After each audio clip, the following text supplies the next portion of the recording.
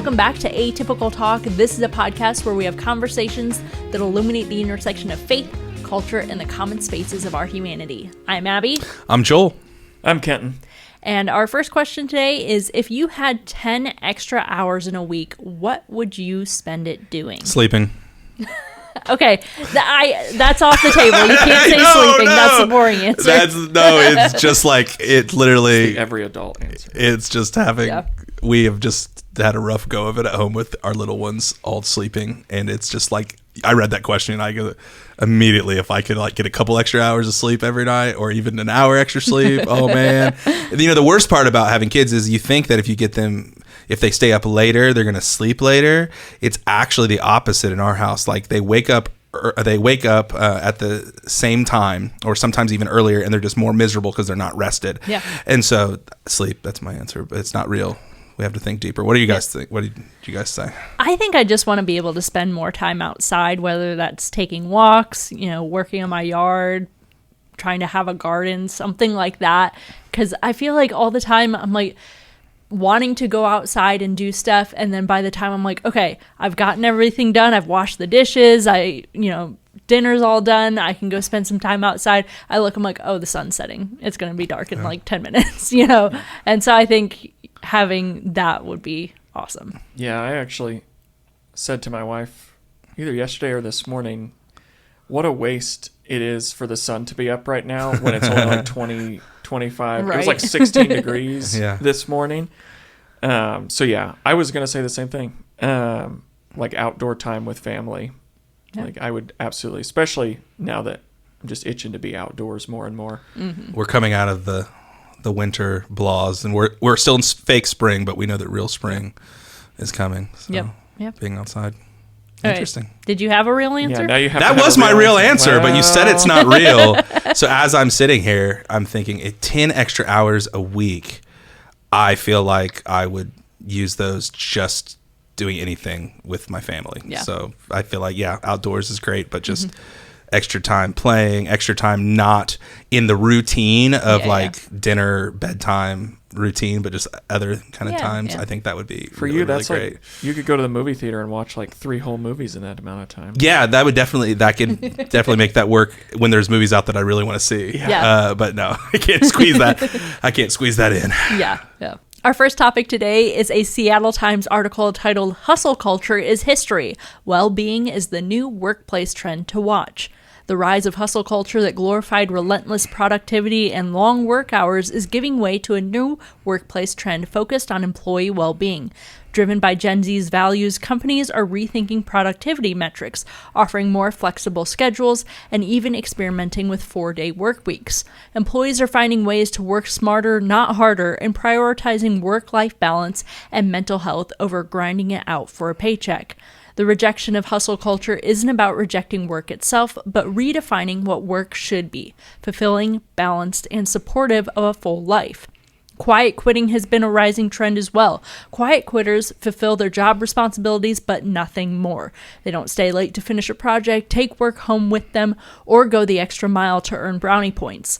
Employers that resist this shift may struggle to attract and retain talent, as Gen Z prioritizes jobs that align with their values and allow them to maintain a healthy work-life integration. So if someone came to you and said that they were really struggling creating a work-life balance, what would you suggest to them? I think the first thing I would ask would be what is an ideal work-life balance? I like the language of the article, work-life integration. What does that look like ideally? Mm-hmm.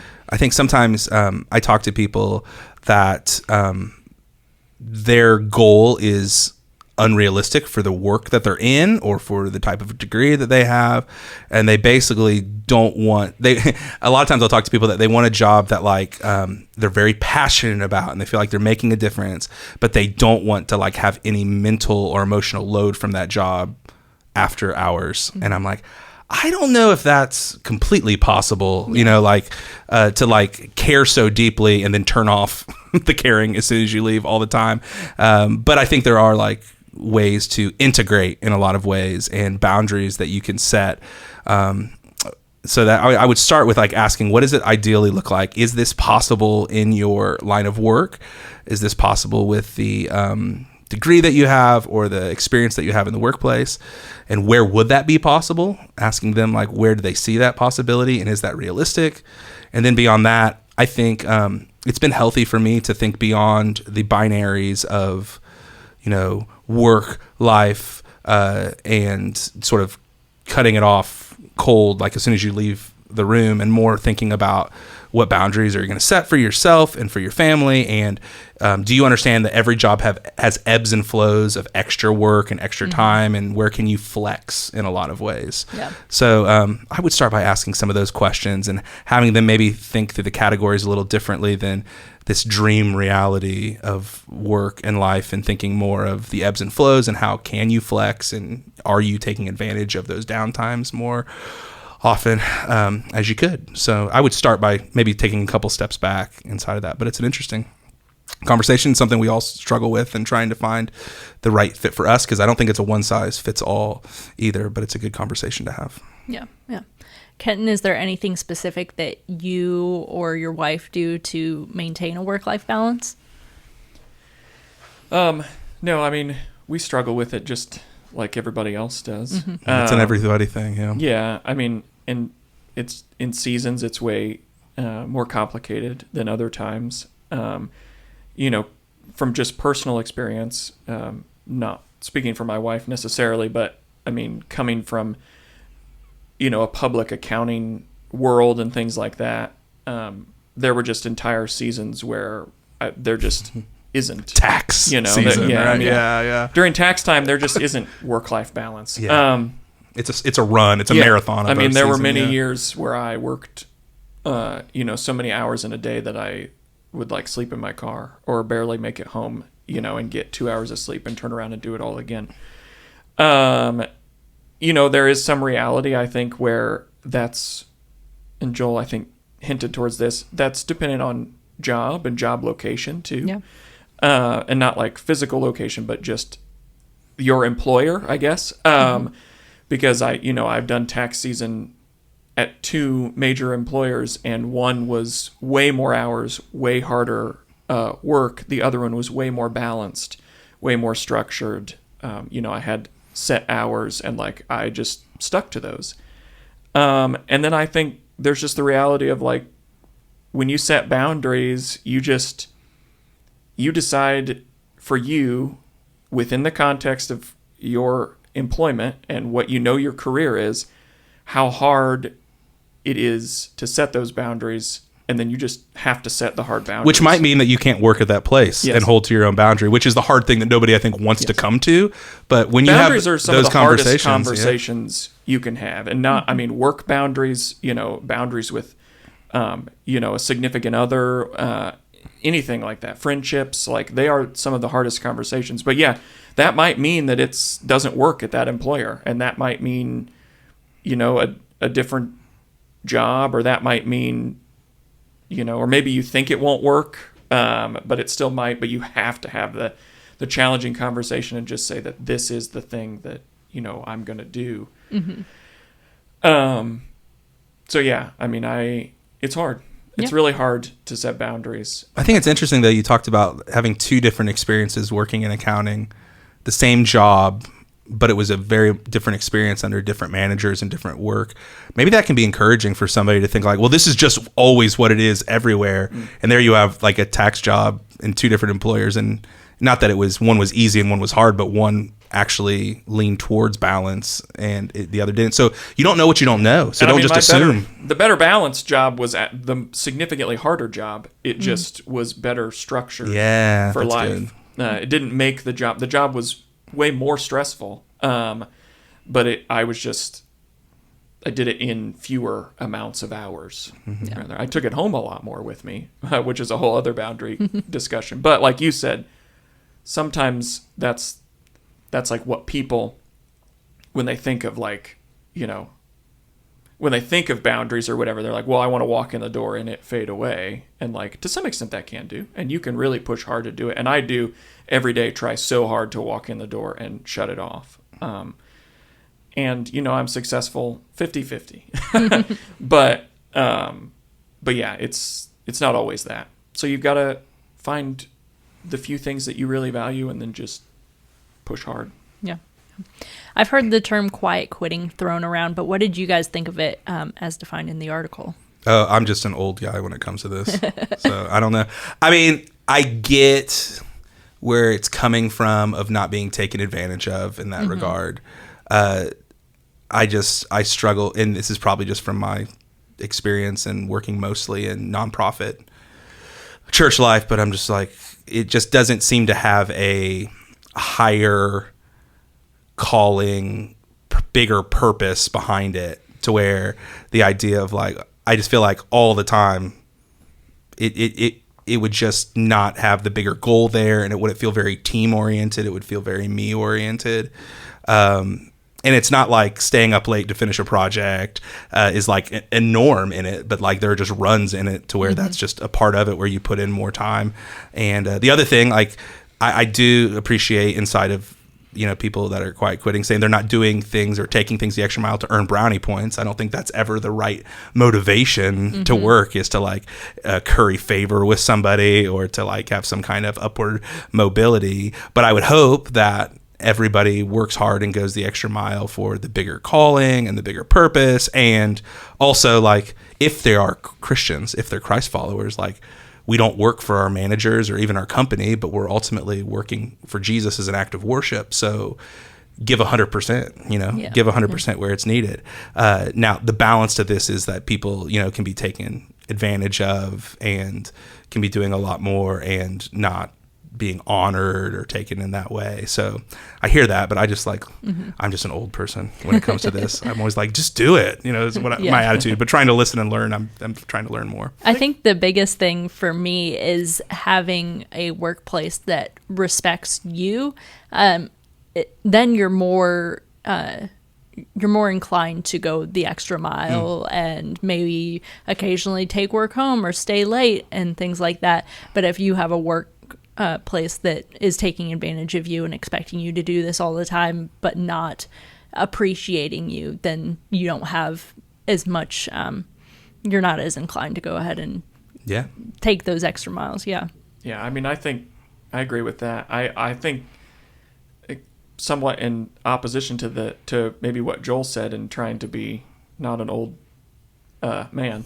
I think it depends on what side of the coin you're looking at and who's telling you that it's quiet quitting. Because from like the employee perspective, it's one thing. It's probably closer to what Joel was describing, I would say, and not actively trying to do the right thing. But I think honestly, the article kind of, I read it as like the employer side and like saying that people are quiet quitting. Oh yeah. And I think that can be really dangerous, because I think sometimes that's a destructive name for boundaries. Yeah. Yeah. Because it's like a weaponized way it's of like saying, weaponized boundaries, or trying to make it seem bad. Because honestly, some of the examples that the article used were like not going the extra mile. And in my opinion, to what Abby said, like, if you feel respected, a lot of times you may go the extra mile. But also, like, that phrase literally means like going above and beyond what was asked of you. Yeah. So like, I don't think you're doing it wrong by not going above what is actually asked of you in your job, So I think it's just, it can be a bad thing. It can be a horrible thing to just like fade off into existence. And not, I mean, if that means that you're pursuing something else or trying to find a different job, that's one thing. But like, not living up to your full potential just to spite your employer, that's negative. But also, I think it can be a negative way that employers talk about people who are honestly maybe trying to set good, hard, fast boundaries. Yeah, that's an interesting thing about that phrase, the going the extra mile, being like, well, like, I'm doing exactly what you asked me to do. And sometimes, like, that exactly what you asked me to do might require some extra time. Yeah. And that's not mutually exclusive, in that way. So that's good. I never thought about, like, from employers, it can be a weaponized phrase just to be like, I don't like, they're not doing enough. They're quiet quitting. Right. But the other side is different. So that's interesting. Yeah. Well, at the time that this episode is released, we are 10 days away from Easter, so I wanted to talk about some crazy Easter traditions around the world. This is a Wanderlust magazine article. While the U.S. has things like dyeing eggs in Easter baskets, there's some pretty wild Easter traditions around the world. In Australia, they have Easter bilbies, an attempt to raise awareness about the dwindling bilby population. Confectioners in Australia have taken to making chocolate likenesses of this small rabbit-sized marsupial instead of, the chocolate rabbits that we see around here. In France, they have the world's biggest omelet on Easter weekend. On Easter Monday, the residents of a small French town crack more than 4,500 eggs into a gigantic pan to create a massive Easter omelet that serves over 1,000 people. I looked up the size of the town. You can look at this in the article, but there's less than 1,000 people in the town, so I don't know. Somebody gets seconds. Who They get they're seconds. feeding. They get seconds, right? Each family breaks the eggs in their homes in the morning, and they gather in the main square where the eggs are cooked for lunch and dinner and breakfast the next morning.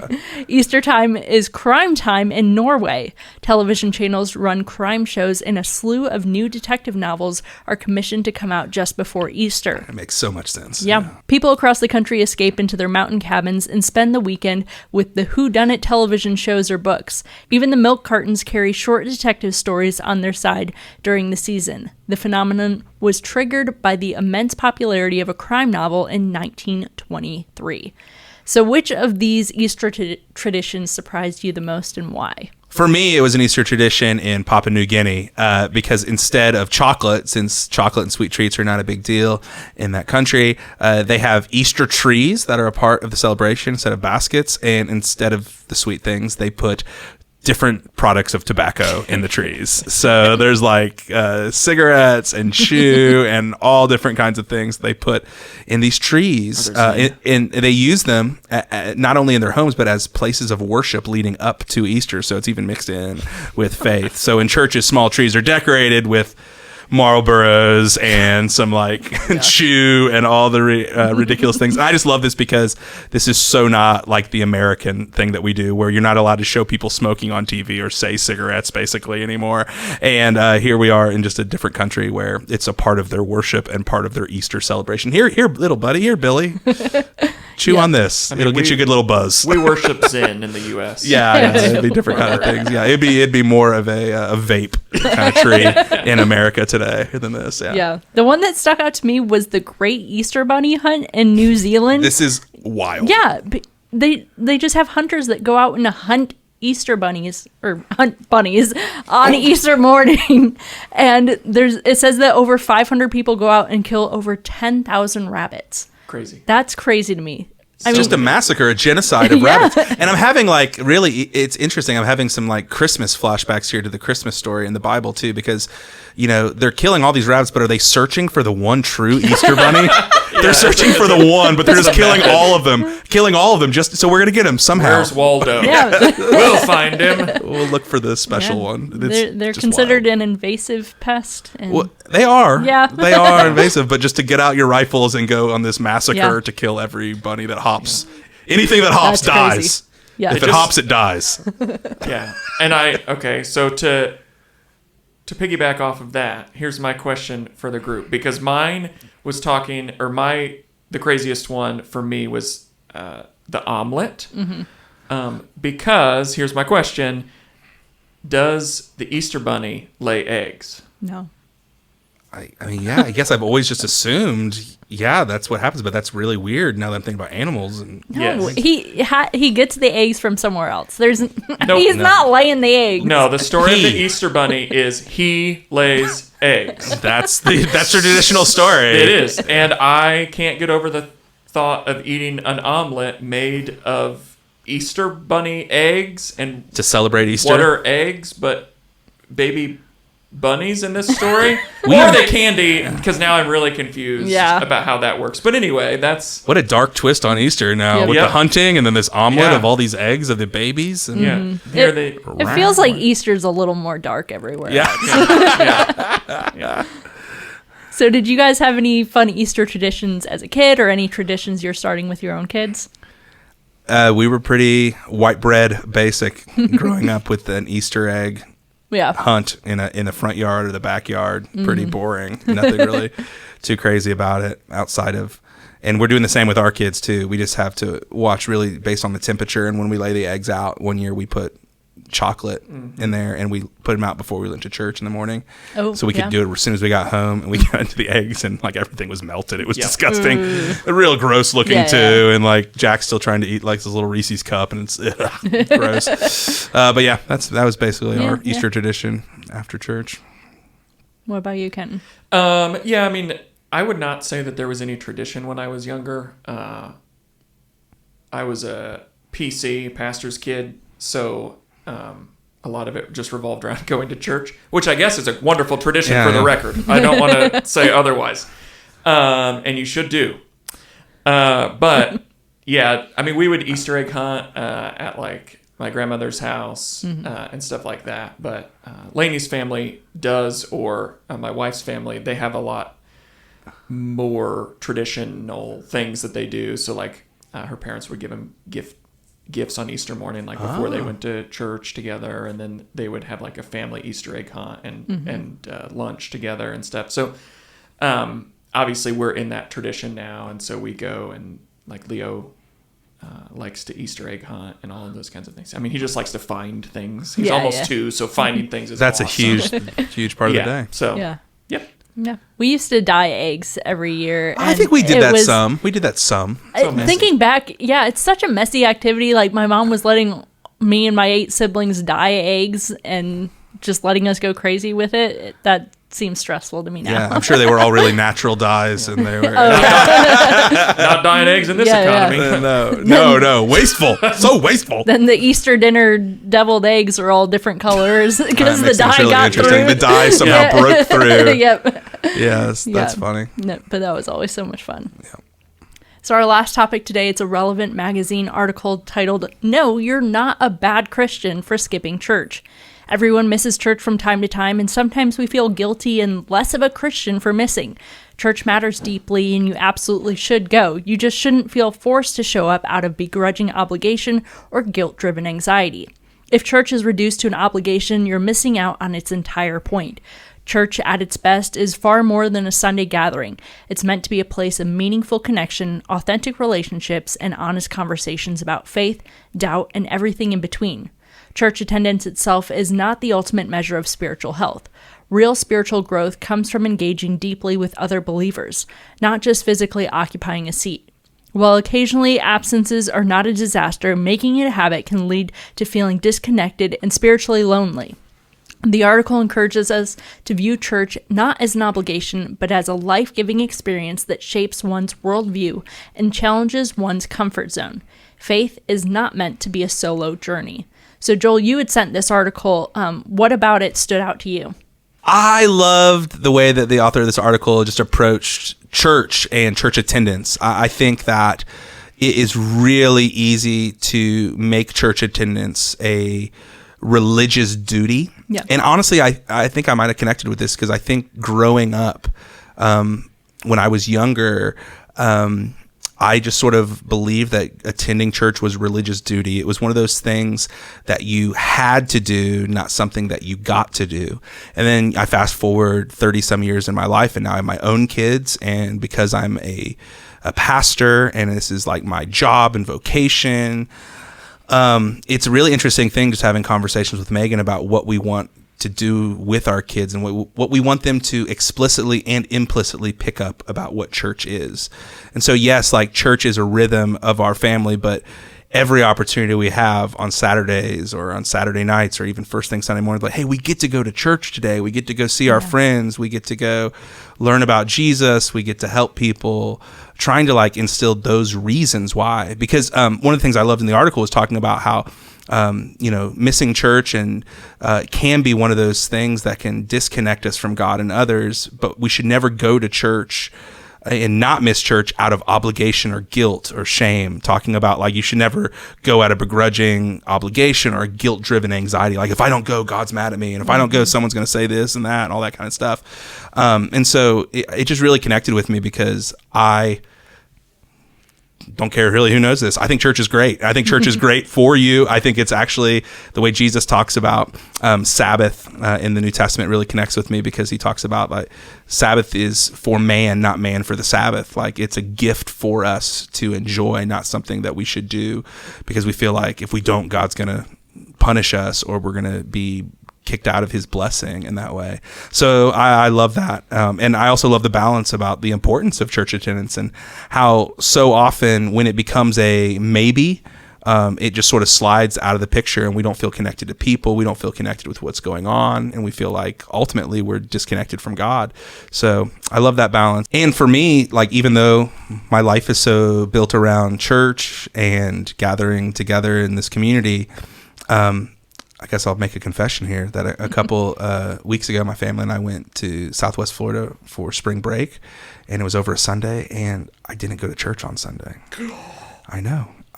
And it was actually really beautiful and really good. And I woke up that morning. It was a slow morning, which Sundays are not slow days for us at all.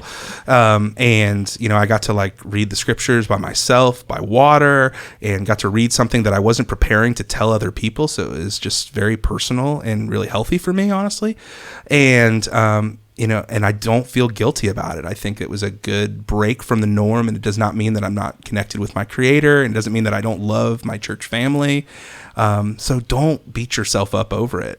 Always look at the reason why we're doing things. And man, if you're going to church anywhere and it's a place where, you feel like if you don't, then God's going to be mad at you, or you're going to like upset people because you are just not there that one morning, and that's the wrong reason to do it, out of guilt and out of shame. So yeah, I just connected so much with how the author brought balance to this and tried to kick guilt and shame out of the conversation, but while still elevating the gift and the value of being a part of a faith community. Yeah.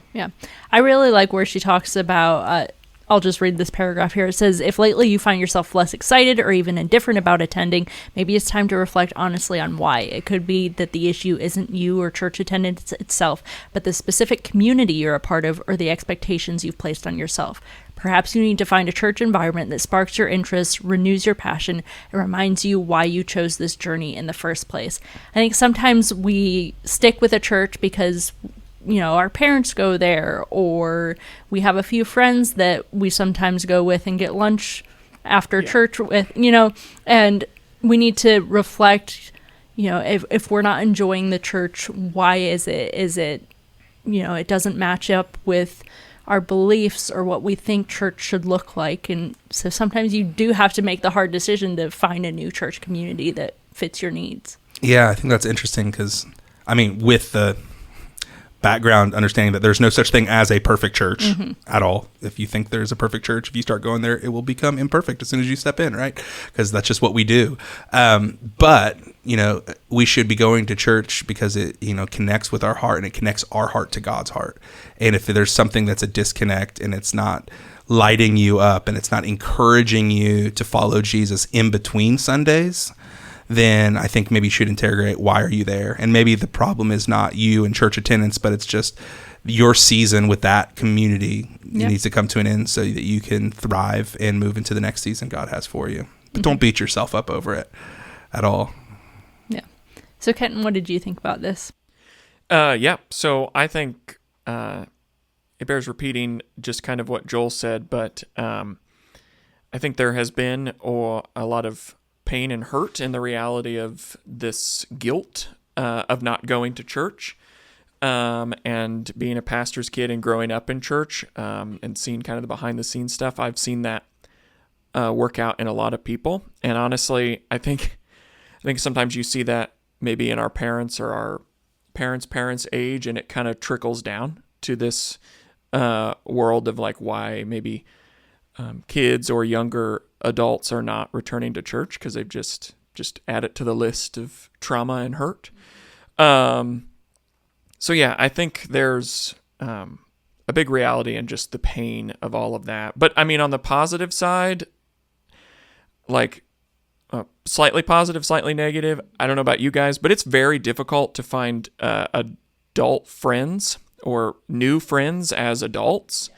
And You don't have the Friendster app where you swipe up for Yeah, friends? because social media, dog. That's it's all easy. there, man. It's easy. It's easy. But no, I think that there's just a reality of Sunday mornings, and this goes along with what Abby said and what Joel said, but like the connections that you can make amongst peers and friends or family that happen on a Sunday morning, even if you don't go back every week or you miss a few weeks here or there, like to walk back in and see a friend or a smiling face or a connection, you may have texted them during the week, but there's just something about that connection, and it's like a reoccurring appointment every week almost, and sometimes it's hard on to have a rhythm, Tuesday to make rhythm. Or, it's hard to do those kinds of things. So that's why like table groups or small groups or, Sunday mornings can be so valuable to not just, come and learn more about Jesus, of course, but also make those connections. And then the one last small thing, just because as a creative arts person and a worship person, like I just always feel like I have to say this. It can be hard during the week to worship. A lot of the acts we do during the week are our worship and the way that we carry ourselves and the way that we present Jesus to other people. But the act of like praise and worship for most people doesn't happen throughout the week. You might listen to some Christian music here or there. You might pray. Maybe it's not a thing that you do every day, every night, whatever. But Sunday mornings can help us get a reset, can help give us a space, 20, 30 minutes, an hour of just pure focus on those things. And I think that is just so valuable because although we carry our lives in worship, there's just that amazing time that we can spend one-on-one, but also amongst our friends and our loved ones. So yeah. It's a realignment for Yes. me. So often it's like whatever happened throughout the week, what's ultimately and eternally true about me and about God and about what he's doing, worship does that in a powerful way. And one more note, as you were talking, I was just thinking about like, it's easy to approach church very consumeristic and being like, well, it's not speaking to me, or I don't feel the same way. And so it feels like I'm just not receiving the product that I want. And we can slip away in those seasons. But one of the ways that we've warped church is that we've made it this item, this thing that we consume when thinking about like, man, we're called to contribute and be a part of what God's doing. And there are so many ways to serve and to give back and to not sit and fill a seat, but to be a part of helping and serving and opening up doors for people, like literally or figuratively inside of Sunday morning. So I'd say like, if you're struggling with getting out of bed and going to church, I think one of the most powerful things you can do is to find a way to shift this, to flip the script, to be like, okay, how can I serve today? And like to be needed and to help other people can be a really helpful practice that you might find like, oh, this is what was missing, that I'm not just made to consume, but to contribute. And I think finding a way that you can give back can be something that can reignite that spark that might have been gone as well. And hey, when you're not there, like the full body of Christ isn't there because you're not, all the gifts and abilities are not present and active.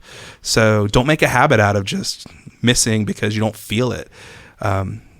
Because there might be something powerful God wants to do through you and through your active service for somebody else, and they might miss it, and everybody misses out. Well, that is it for this episode of Atypical Talk. If you have any topics or questions, you can send those to atypicaltalkpod@gmail.com. You can follow us on Instagram, Facebook, and TikTok at Atypical Talk Pod, and subscribe on your favorite podcast platform to get updates when new episodes go live. We hope that these conversations today have helped you think wider, love deeper, and partner with God to bring the up there down here in your everyday life. Thanks for listening. Wait, did we just give everybody permission to skip Easter? No!